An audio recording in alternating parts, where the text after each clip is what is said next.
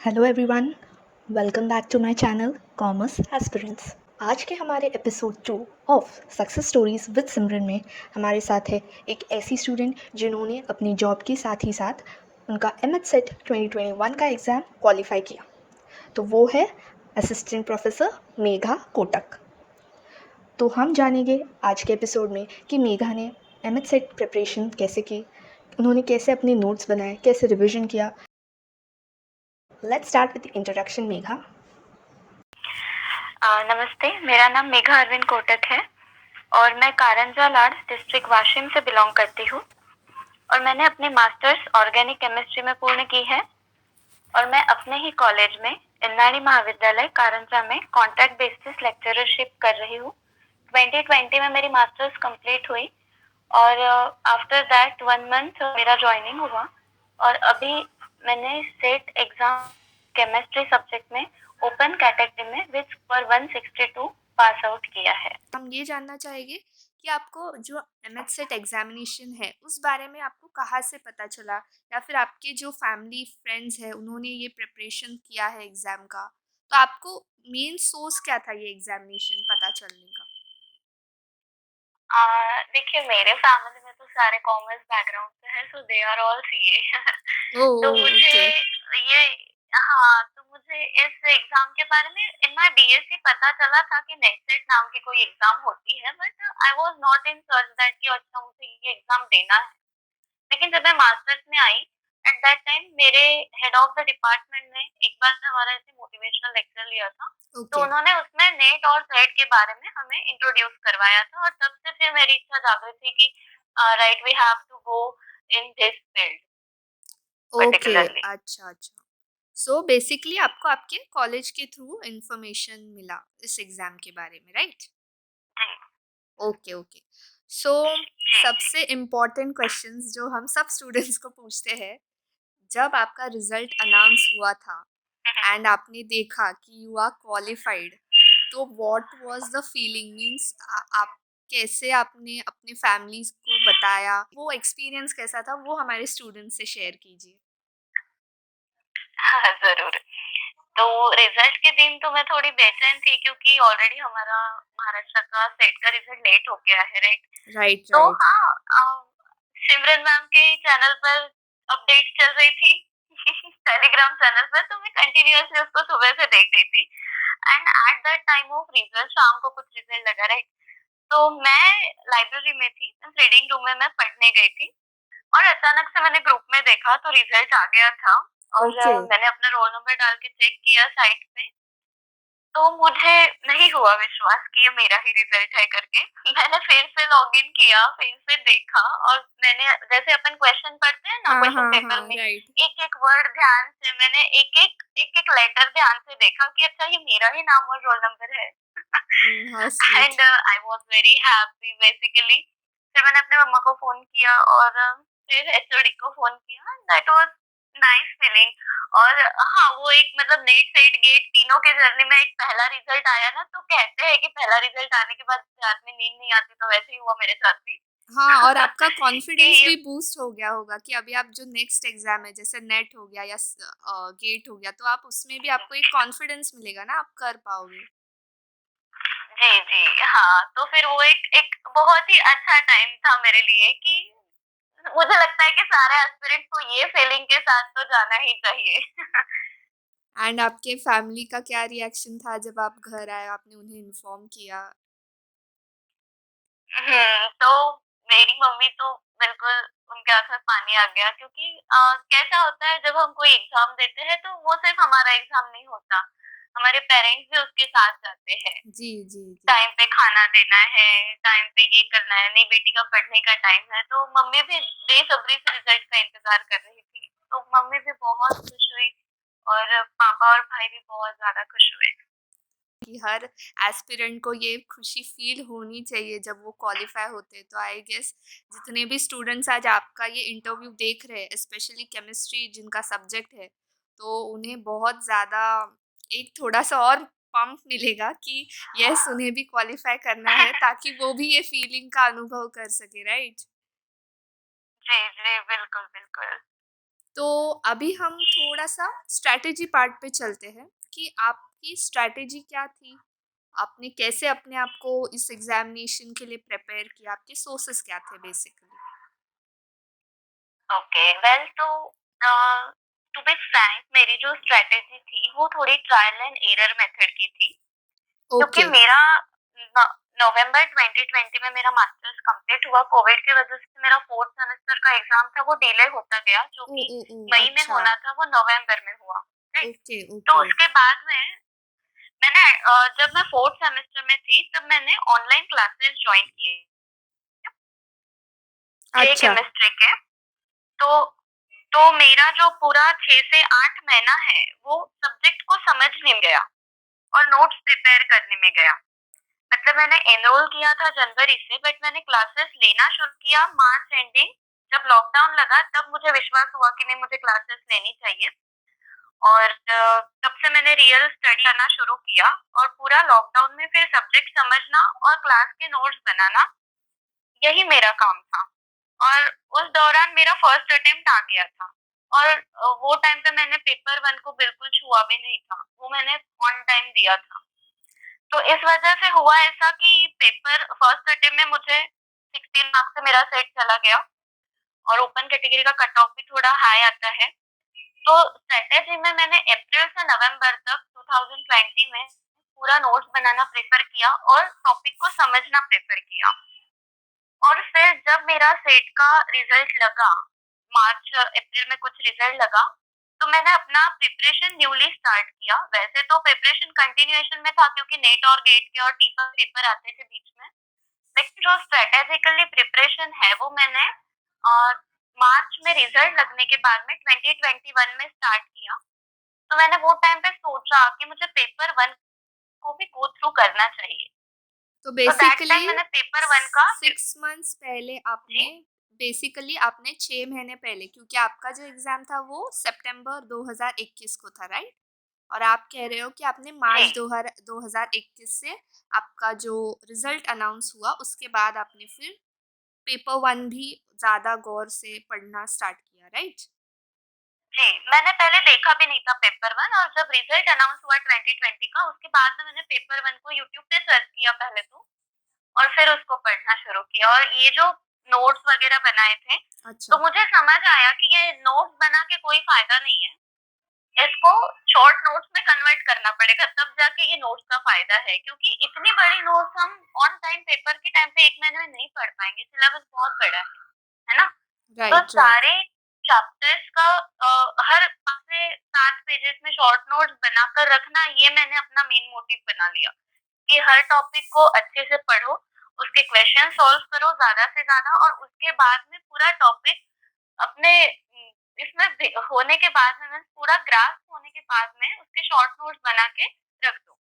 और फिर जब टाइम मिले वो शॉर्ट नोट्स से एक बार गो थ्रू कर लो, ताकि वो माइंड में अपने स्टक रहे कि अच्छा ये पॉइंट्स थे। नहीं तो कैसे होता है, केमिस्ट्री सब्जेक्ट लाइक उसको अगर भूल गए, मीन्स अपन ने रिवाइज नहीं किया, तो it is kind of volatile nature, वो उड़ जाती है जैसे पेट्रोल उड़ जाता है खुले में, वैसे केमिस्ट्री दिमाग से निकल जाती है। वाह, तो वाह! हर टॉपिक को हाँ, हर टॉपिक को अपनी प्रायोरिटी देना ज़रूरी है। उससे फ्रेंडशिप बना लो और उसको छोड़ दो, तो वो फ्रेंड नहीं बनेगा, वो टूट जाएगा। उसको प्रायोरिटी जितना दोगे, उतना ज़्यादा वो तुम्हारे साथ में टच में रहेगा और वो एग्ज़ाम में उतना ही साथ देगा। तो इसलिए मैंने ये स्ट्रैटेजी अपनाई कि मुझे शॉर्ट नोट्स के साथ ही चलना है और शॉर्ट नोट्स बनाना है, प्रॉपर बनाना है। और उस शॉर्ट नोट्स को मैंने लास्ट मंथ में पूरा रिवाइज़ किया। मीन्स मार्च से लेके तो मैंने मई तक के सारे मेरे जो मोटे-मोटे नोट्स बनाए थे, सबके शॉर्ट नोट्स बना लिए। और जैसे-जैसे कोई नया क्वेश्चन आता था, मैं शॉर्ट नोट्स में वो कॉन्सेप्ट शॉर्ट में उसको ऐड ऑन करते जाती थी। और लास्ट मंथ में मैंने पूरे शॉर्ट नोट्स रिवाइज़ किए।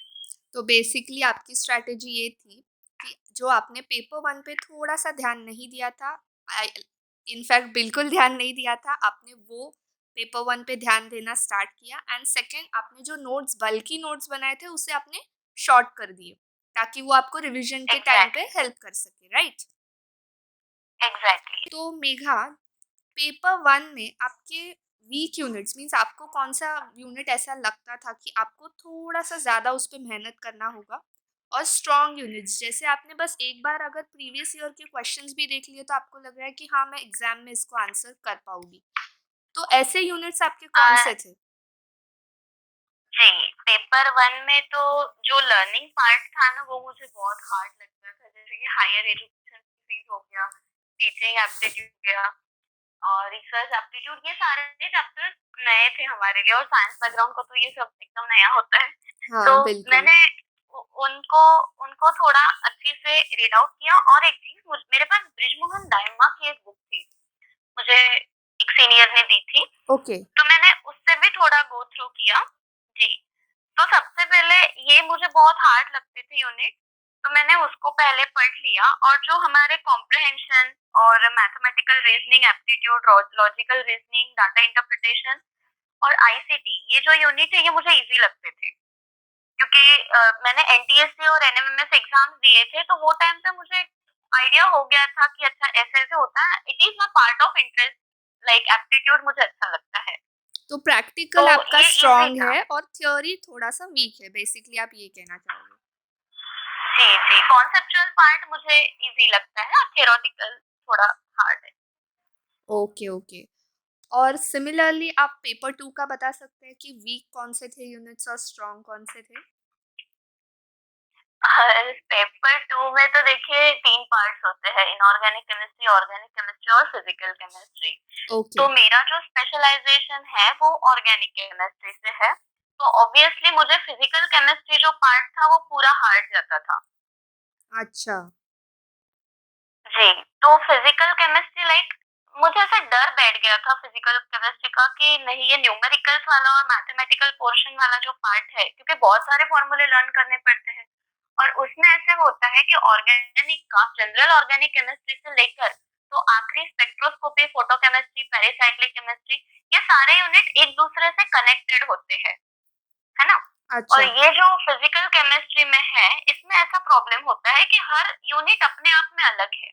तो चाहे आप सॉलिड स्टेट निकाल लो, चाहे इजी में इजी यूनिट है सॉलिड स्टेट, लेकिन सॉलिड स्टेट के फॉर्मूले आपको इलेक्ट्रोकेमिस्ट्री में कनेक्टेड नहीं मिलेंगे, या इलेक्ट्रोकेमिस्ट्री के फॉर्मूले आपको केमिकल काइनेटिक्स में कनेक्टेड नहीं मिलेंगे। तो हर चैप्टर के इतने सारे फॉर्मूलेस देखकर ही मैं डर जाती थी, हो बाप रे इसलिए बाप। बेसिकली मेरा फिजिकल केमिस्ट्री थोड़ा वीक था और मुझे हार्ड लगता था पढ़ना। तो आपने जैसे आपने अभी कहा कि फॉर्मूलाज बहुत सारे हैं तो उन्हें मेमोराइज करना और एग्जाम टाइम हम्म, में उसको रिकलेक्ट भी करना, कि क्योंकि आप जैसा अभी एग्जाम है, फोर ऑप्शंस लगभग सेम ही लगते हैं, स्पेशली एग्जाम टाइम में स्टूडेंट्स को हर ऑप्शन सेम लग जाता है, भले ही उन्होंने कितना भी रिवाइज किया हो। तो आपने फिर एग्जाम के टाइम रिवीजन फॉर्मूलाज का कैसे किया और एग्जाम के टाइम अटेम्प्ट कैसे किया अगर ऐसे क्वेश्चंस आए तो? इस बार तो थोड़ा कॉन्सेप्चुअल आया था फिजिकल केमिस्ट्री भी, लेकिन फॉर्मूलाज में भी मैंने ऐसा अपनाया कि जो शॉर्ट नोट्स बने थे, उस शॉर्ट नोट्स में जब मैं फिजिकल केमिस्ट्री रिवाइज करती थी तो साथ में पेन चलाती थी। अच्छा। जितने फॉर्मूलेज उस चैप्टर में है, फॉर एग्जांपल 10 फॉर्मूले हैं, तो उस 10 फॉर्मूला को 50 बार लिख लेना। बस एक फॉर्मूले पर नजर घुमाना, उससे तो हाथ घुमाना। ओके और वो ओके। कहते हैं ना कि जितनी इंद्रिय हमारे पढ़ाई के टाइम पे इन्वॉल्व होती है उतना ही वो ज्यादा लर्न होता है। सही बात है। तो मैंने वही अपनाया कि सिर्फ आंखों से पढ़ना और दिमाग में डालना, उसे तो आंखों से पढ़ना, मुंह से थोड़ा सा चैंटिंग करते जाना और हाथों से लिखते जाना। उससे फिर क्या हुआ कि वो और ज्यादा फिट बैठ गया। आई डोंट से कि मुझे 10 के 10 फॉर्मूले लर्न हो गए, बट हाँ मुझे ये फायदा हुआ कि 10 में से 8 तो भी मुझे पक्के याद हो गए। और कुछ कुछ फॉर्मूले ऐसे होते हैं ना कि मेन फॉर्मूला लर्न कर लो और उसमें कुछ चीजें डाल के सब्ट्रैक्ट करके अपन टाइम पे भी उसका डेरिवेशन निकाल ले सकते हैं।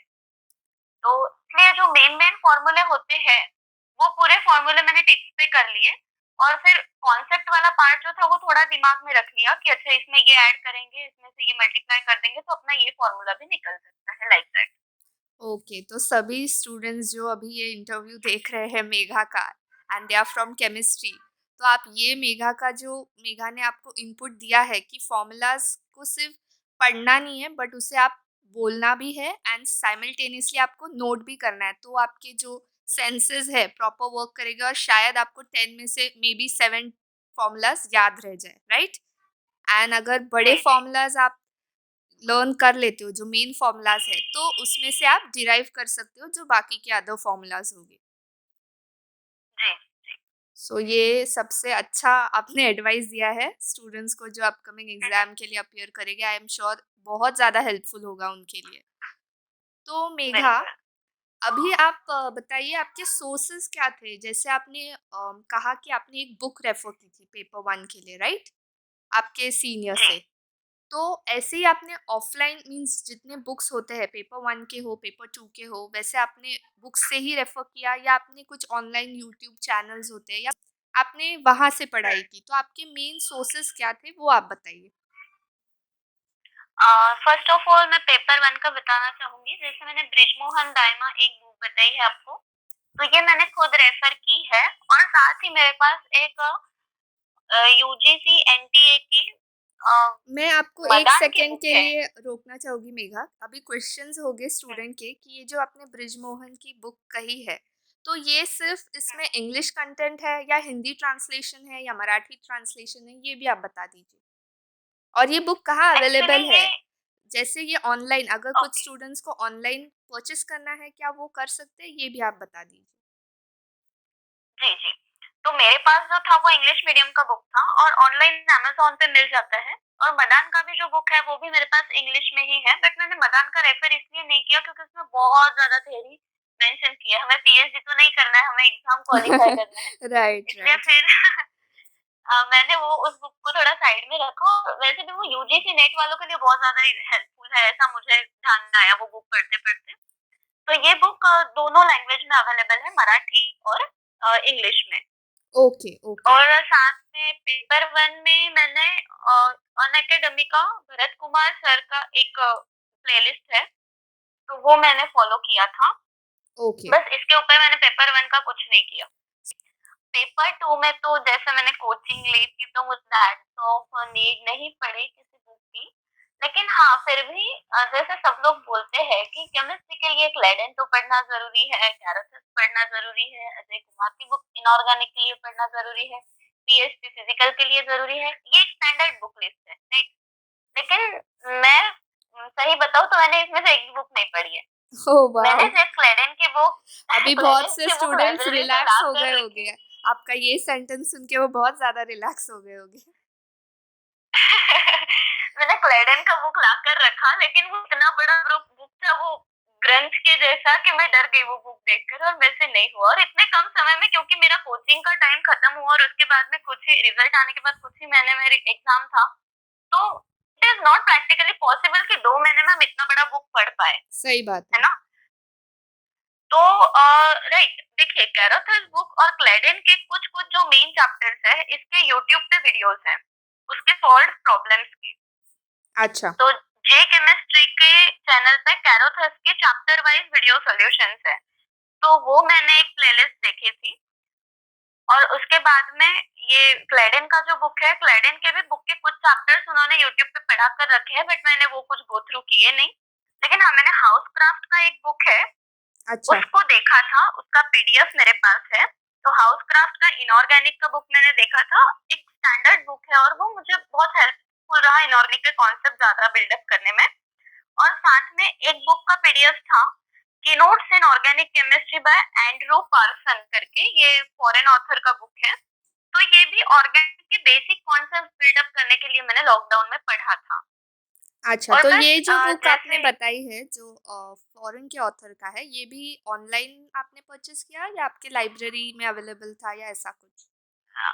ये भी मुझे सीनियर ने फॉरवर्ड किया था, तो शायद ये गूगल पर मिल जाएगा। Okay, okay, okay, perfect. हुँ। सो तो बेसिकली इस आपने पेपर 2 के लिए भी ऑनलाइन स्ट्रैटेजी अपनाई एंड जो आप कोचिंग जाते थे वो, ये हाँ, कॉम्बिनेशन तो था। मेरे ऑनलाइन कोचिंग के जो सोर्सेस उसी पर मैंने रही और मैं बाकी एस्पिरेंट्स को भी बताना चाहूँगी कि आप 10 सोर्सेस लेने से अच्छा एक सोर्स को 10 बार पढ़िए। और आपने जिसकी कोचिंग ली है या आपने जो एक बार आपका मटेरियल फिक्स कर लिया है कि मुझे इसमें से पढ़ना है, तो उस पर विश्वास बनाए रखें, उस पर फेथ रखें और उसी को कंटिन्यू कीजिए। क्योंकि आपने अपना 1 महीना प्रिपरेशन स्टार्ट करने के पहले 1 महीना तो आपने डाल ही लिया है कि इसमें का कंटेंट अच्छा है या उसमें का कंटेंट अच्छा है। तो मुझे नहीं लगता कि बार-बार कंटेंट चेंज करना या फ्रेंड ने ये पढ़ा, तो उसने मुझसे अच्छा पढ़ा और वो कंपैरिज़न ज़ोन में खुद को डालते रहना, इससे कोई फ़ायदा नहीं होने वाला है। जितना हमारे पास है, उसी को विश्वास से पढ़ेंगे ना, तो वही फ़ायदेमंद होगा। ओके।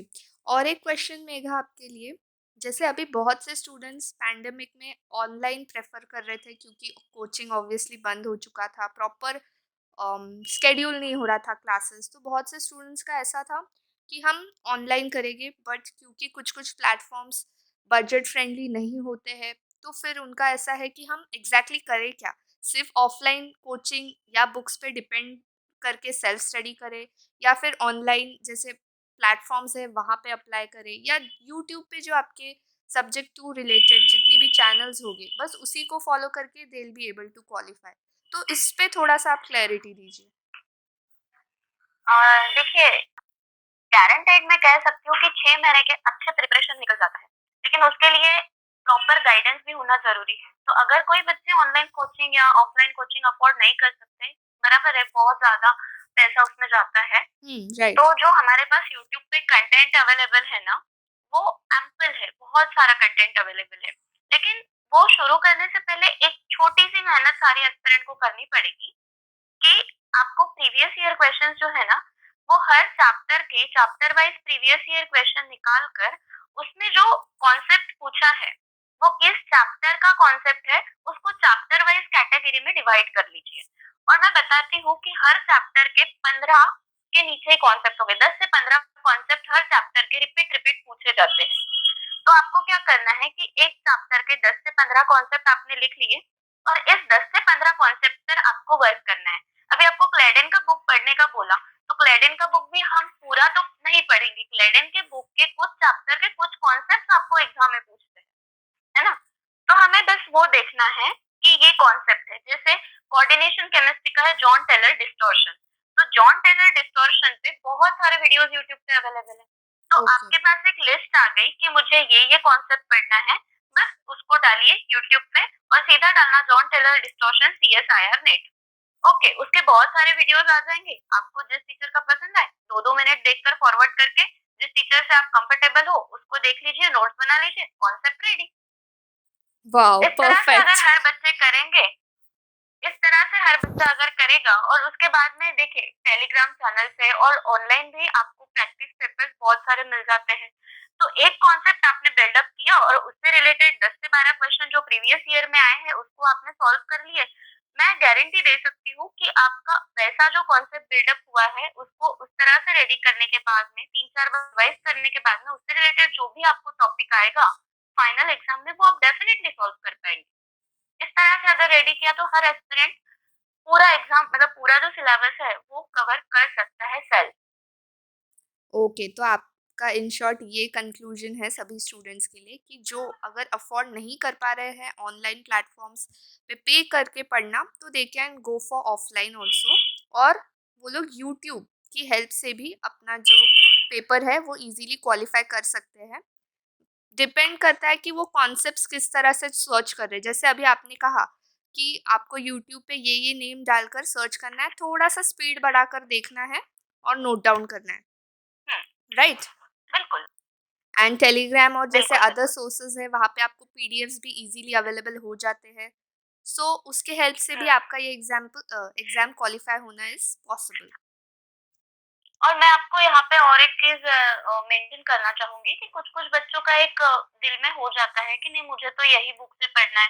कैराथस स्टैंडर्ड बुक के लिए टॉपर्स ने बोला है तो मुझे कैराथस से ही पढ़ना है, लेकिन कैराथस समझ में नहीं आ रही। तो इसमें कैसा होता है कि हर एक का अपना-अपना माइंडसेट होता है। को किसी का बीएससी कौन से कॉलेज से हुआ है, किसी का बीएससी कितना हाई लेवल में हुआ है, इससे डिपेंड करता है कि हम कॉन्सेप्ट को कितने जल्दी ग्रैस्प कर पाते हैं, है ना? तो इसमें ऐसे डिमोटिवेट होने की ज़रूरत नहीं है कि मुझे तो कैराटस समझ ही नहीं आ रही तो अब मैं क्या करूँ? जिस बुक से आपको समझ आता है, उस बुक से कंटिन्यू करके बेसिक कॉन्सेप्ट्स बिल्ड अप करके फिर कैराटस पर जाइए। कोई ज़रूरी नहीं है कि डायरेक्ट कैराटस पढ़ना है, डायरेक्ट स्टैंडर्ड बुक पढ़ना है। है ना? हम्म। बीएससी के बुक पढ़ के फिर हम पैराथस पे जाएँगे या स्टैंडर्ड बुक पे जाएँगे तो भी चलेगा। ऐसा कोई रूल नहीं है कि आपको डायरेक्ट ही स्टैंडर्ड बुक पढ़नी है। तो दैट बेसिकली इज़ माय जिसके पर्सनल आपको ओपिनियन। कंसेप्ट्स इजीली ग्रास्प हो रहे, समझ आ रहे, उस बुक को प्रेफर कीजिए या फिर उस यूट्यूब चैनल को प्रेफर कीजिए। एंड उसके बाद जो जैसे एग्ज़ैक्टली, टॉपर्स रिकमेंड करते हैं हाई लेवल के जो बुक्स हो गए या यूट्यूब के जो एजुकेटर्स हो गए या ऑनलाइन एजुकेटर्स हो गए, फिर आप उनको उनको भी गो थ्रू कर सकते हैं। बट आपका बेसिक ही क्लियर नहीं होगा तो आप वो तो समझ ही नहीं पाएंगे, right? Exactly, exactly. Okay, okay. तो इसी के साथ आपने पीवाईक्यूज़ कैसे सॉल्व किए? आपने कितने इयर्स तक के पीवाईक्यूज़ जो है, वो सॉल्व किए थे? पेपर 1 प्लस पेपर 2 इसके बारे में थोड़ा बताइए। जी देखिए, सेट के तो मैंने डाउनलोड किए थे पिछले 5 साल के ओके, और नेट के मेरे पास 2011 से थे। अच्छा, तो हाँ, और वो हमें कोचिंग असाइनमेंट्स में मिल गए थे और जो सेट के थे वो नेट के सॉल्व करने के बाद में मैंने सेट के गो थ्रू होना स्टार्ट किए। तो फिर उस वजह से कैसा हुआ, नेट के एक हाई लेवल के हो गए थे तो फिर सेट इजीली सॉल्व हो जाते थे। That like. सही बात है। और पीवाईक्यूज़ जैसे आप सेट का बोल रहे हो, वो तो easily question papers with answer की जो यूनिपुणे का साइट है, वहाँ पे अवेलेबल तो होते ही है।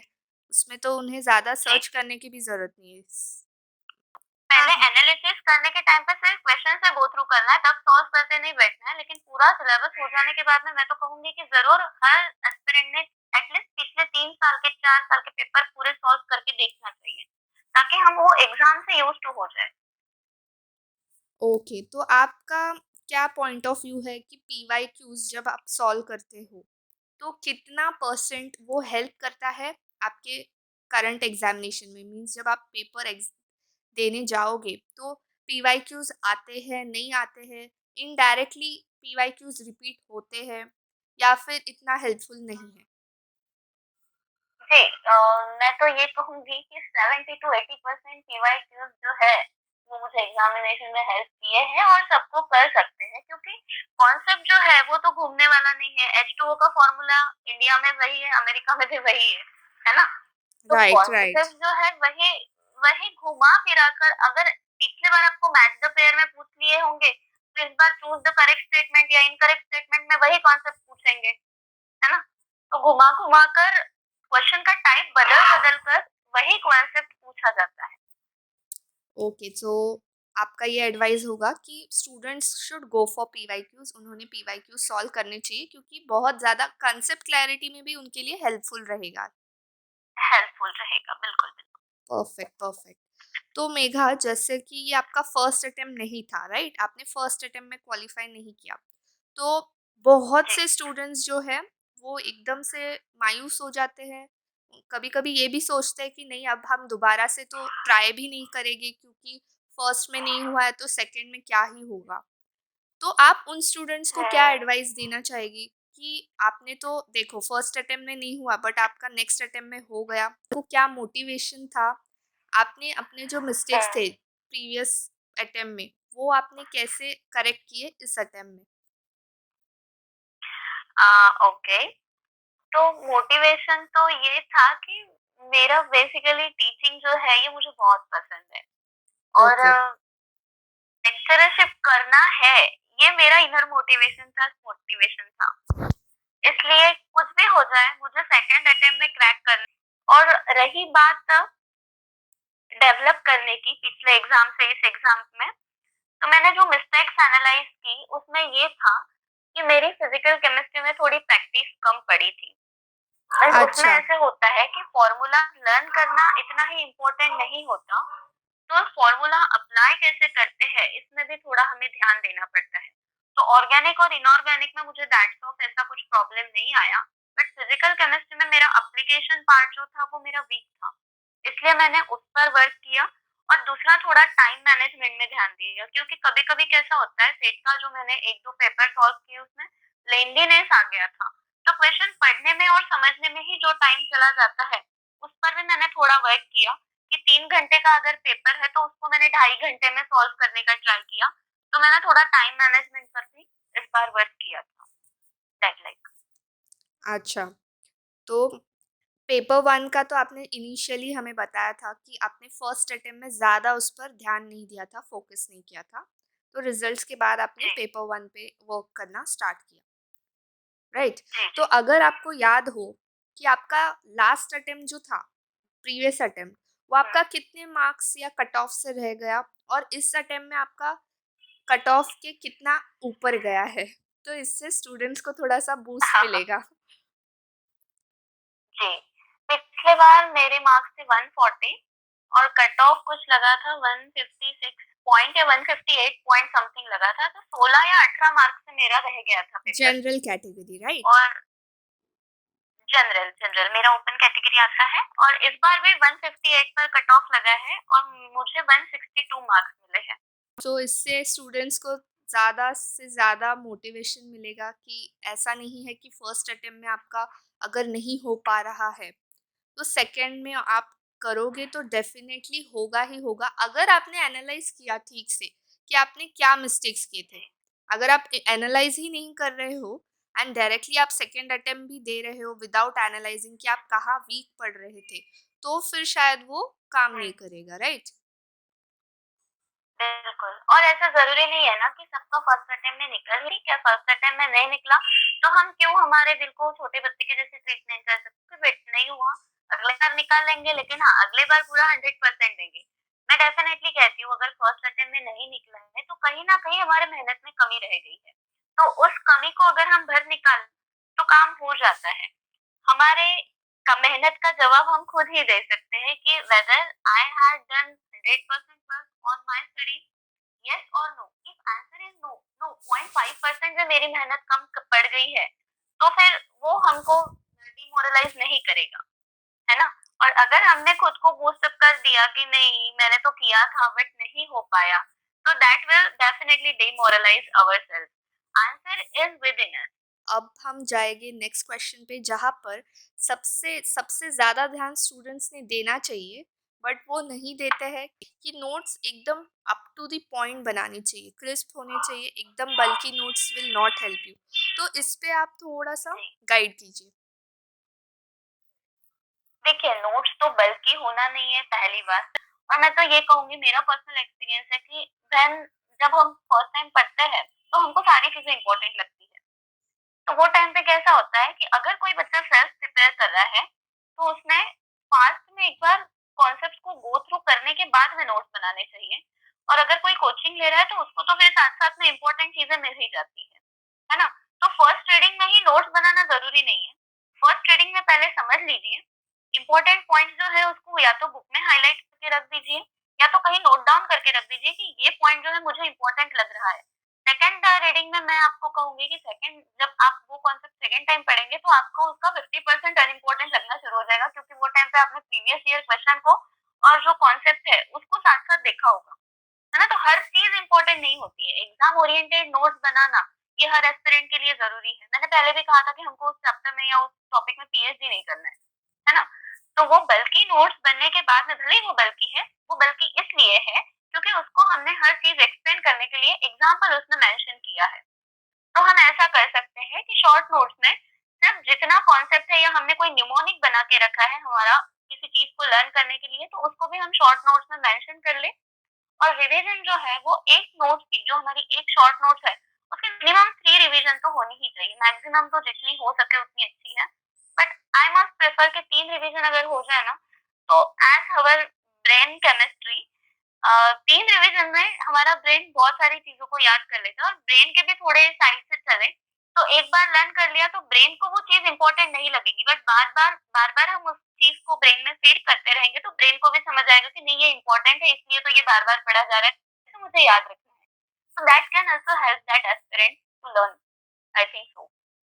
ओके, सो मिनिमम आपने जैसे कहा 3 टाइम्स एटलीस्ट रिवीजन एग्जाम के Yeah. डेट तक हो जाना चाहिए। मैक्सिमम तो it's in your hands, it's your choice, and notes भी Yes. Yes, crisp but notes will help you. definitely.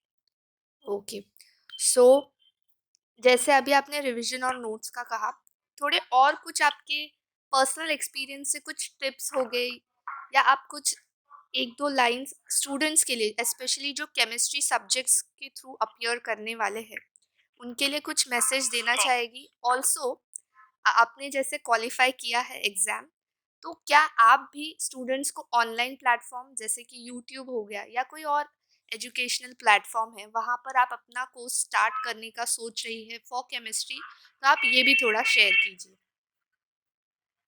Okay. तो देखिए, मेरे हिसाब से ऑफलाइन से कहीं बेहतर ऑनलाइन होता है, क्योंकि टाइम सेविंग है। हमको कोई राइट। कॉन्सेप्ट पता है तो हम उसको 2x के स्पीड में सुन सकते हैं, और जाने आने का भी टाइम बच जाता है। और साथ ही केमिस्ट्री एस्पिरेंट्स के लिए स्पेशली ये कहूंगी कि be consistent in your study. एक कॉन्सेप्ट को आज पढ़ के आप सीधा 15 दिन के बाद पढ़ेंगे तो आपको बिल्कुल याद नहीं आएगा, ये गारंटी है। आज पढ़ के उसको 2 दिन बाद रिवाइज करो, फिर 2 दिन बाद रिवाइज करो। एक दो बार रिवाइज हो जाने के बाद ना फिर से 15 दिन के बाद पढ़ोगे तो आपको फिर वो याद आ जाएगा। That is my opinion while doing this chemistry study. Okay. और जैसे हमने आपसे पूछा कि आप फ्यूचर में ऑनलाइन पे अवेलेबल होगे स्टूडेंट्स को सिखाने, बी इट आपका खुद का चैनल या कोई एजुकेशनल प्लेटफॉर्म, जिससे अगर स्टूडेंट्स को आपसे सीखना हो, आई एम श्योर इस इंटरव्यू के या बाद बहुत सारे स्टूडेंट्स होंगे जो कमेंट करेंगे कि मैम आपका चैनल क्या है, आप कहाँ पढ़ा रहे हो, ऑनलाइन क्या आप अवेलेबल हो, तो उनके लिए आप क्या कहना चाहोगे? यस, मेरा अपना यूट्यूब चैनल है क्रिएट केमिस्ट्री नाम का। और उसमें मैंने कुछ बेसिक वीडियोस डाल भी रखे हैं, और अभी मेरा प्लान है कि अभी 16 का नेट एग्जाम हो जाने के बाद में मैं प्रॉपर एक एक चैप्टर के इम्पोर्टेंट कौन से कॉन्सेप्ट बच्चों ने पढ़ने चाहिए, उस पर मैं हर चैप्टर वाइज वीडियोस डालने वाली हूँ फॉर पेपर 2 केमिस्ट्री स्पेशली, ताकि जो बच्चे सेल्फ प्रिपेयर कर रहे हैं उनको पता चले कि उनको उस चैप्टर के कौन से कंटेंट पढ़ना है। इस तरह से हम एक एक चैप्टर को थ्रू करेंगे तो क्रिएट केमिस्ट्री चैनल पर वो पूरा कंटेंट ऑनलाइन कुछ ही दिनों में अवेलेबल हो जाएगा। तो ये आई एम श्योर सब केमिस्ट्री स्टूडेंट्स के लिए बहुत अच्छी न्यूज़ होगी जो ऑनलाइन प्रिपेयर करना चाहते हैं, सेल्फ स्टडी कर रहे हैं। तो you can join Megha's channel where she will guide you in chemistry subject and उनका चैनल है, मेघा आप बताओगे एक बार? Create chemistry create channel, chemistry. आप ज़रूर ज्वाइन कीजिएगा। So Megha, I am sure बहुत से स्टूडेंट्स आपको अप्रोच करेंगे for chemistry subject and also for NET and SET subjects. तो I am sure you will be very enlightened, क्योंकि ये बहुत अच्छा एक्सपीरियंस होता है जब आप अपना चैनल क्रिएट कर रहे हो एंड आप स्टूडेंट्स को गाइड कर पा रहे हो, जो एग्जैक्ट उनके क्वेरीज है वो सॉल्व कर पा रहे हो। ये एक एक्चुअली में फीलिंग ही अलग होती है। तो आई होप कि आपका चैनल भी बहुत अच्छे से ग्रो करे एंड आप मैक्सिमम स्टूडेंट्स को गाइड कर सको। Yes yes, definitely. और बच्चों के जो भी क्वेरीज है वो आप मुझे कमेंट सेक्शन में डालते रहिए। मैं अभी भी ट्राई करती हूँ उनकी चीजें सॉल्व करना, और बाद में भी आई कैन अश्योर दैट कि बच्चों की जो भी क्वेरीज हो वो मैं अपने लेवल पर उनको सॉल्व करके दूंगी, और उनको जरूर अच्छा फील होगा। Surely surely, I am sure ये वीडियो देखने के बाद ज़रूर बहुत से बच्चे आपको अप्रोच करेंगे। तो लास्टली या अभी हम एक क्विक सा रैपिड फायर सेगमेंट करेंगे मेघा आपके साथ, ताकि थोड़ा फन साइड भी स्टूडेंट्स आपका देख सके कि ऐसा नहीं होता है जो बच्चे सेट और नेट की प्रिपरेशन कर रहे हैं या जो लेक्चरर है वो बस पढ़ते ही रहते हैं, उनके दिमाग में पढ़ाई के अलावा कुछ नहीं होता। तो इसे हम रॉन्ग प्रूफ करेंगे, फन साइड भी होता है एस्पिरेंट्स का। So are you ready for fine rapid fine. Fire Megha? हाँ, yes sure.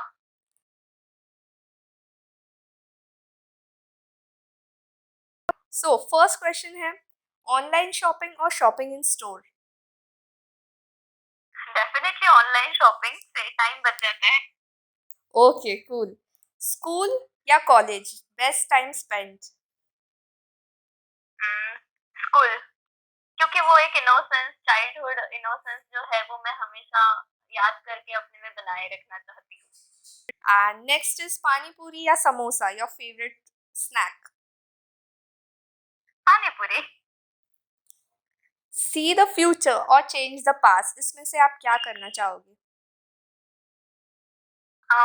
Seeing the future, क्योंकि यही आज हमको काम करने की मोटिवेशन देगा।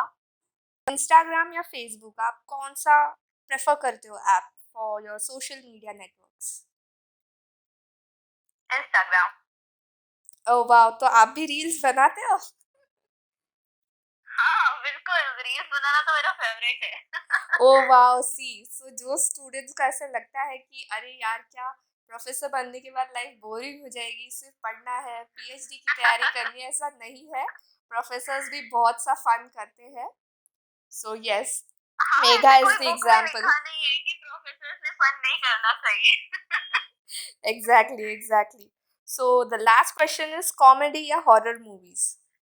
कॉमेडी मूवीज़, क्योंकि कहते हैं हंसने से उम्र बढ़ती है और खुशी भी मिलती है, तो जितना माइंड फ्रेश रहेगा उतना पढ़ाई में अच्छा मन लगेगा और हम खुश रहेंगे तो सबको भी खुश कर पाएंगे, इसलिए I will prefer comedy movies. Okay, so that was it for our fun segment. I hope Megha आपको ये छोटा सा सेगमेंट पसंद आया होगा।